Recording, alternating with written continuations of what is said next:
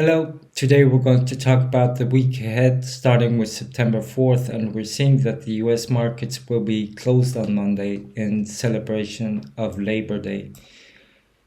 Later in the week, investors will be anticipating the release of ISM non-manufacturing PMI survey, which is likely to signal a modest deceleration in the country's services sector.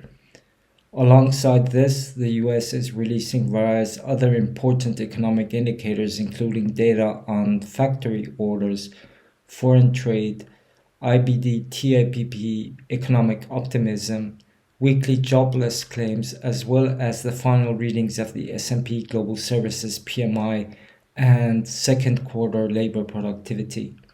Elsewhere in America, the Bank of Canada will likely hold interest rates at current levels as policymakers adopt a wait-and-see approach to observe the effects of the latest cumulative policy tightening on price pressures and activity. The country's employment report, IVPMI, and trade balance will also be in the spotlight, as well as Mexico's inflation on consumer morale and Brazil's industrial output and S&P Global Services PMI.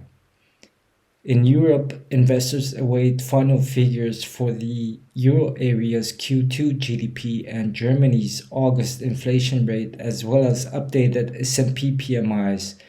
Meanwhile, industrial production is anticipated to decline for a third consecutive month in Germany and for the second consecutive month in France. Additionally, it is likely that retail sales in the euro area also dropped for the second straight month in July.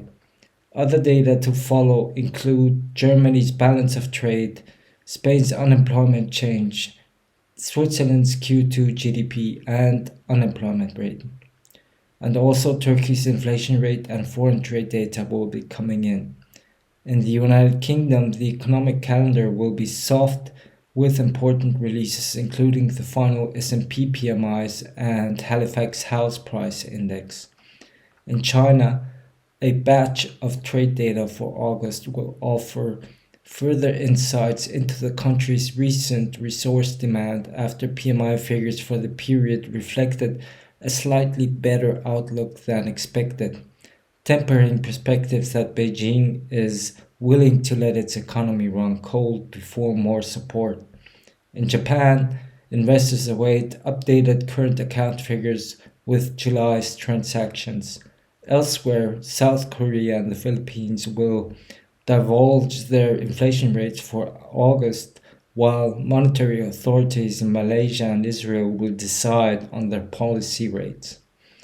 In Australia, a week with major releases will be headlined by second quarter GDP data, set to show another period of consistent growth. In the meantime, the RBA is expected to hold its cash rate at 4.1% as the latest data consolidated evidence of disinflation and unemployment ticked higher. Other major releases include the trade balance for July and the AI Group Industry Index for August.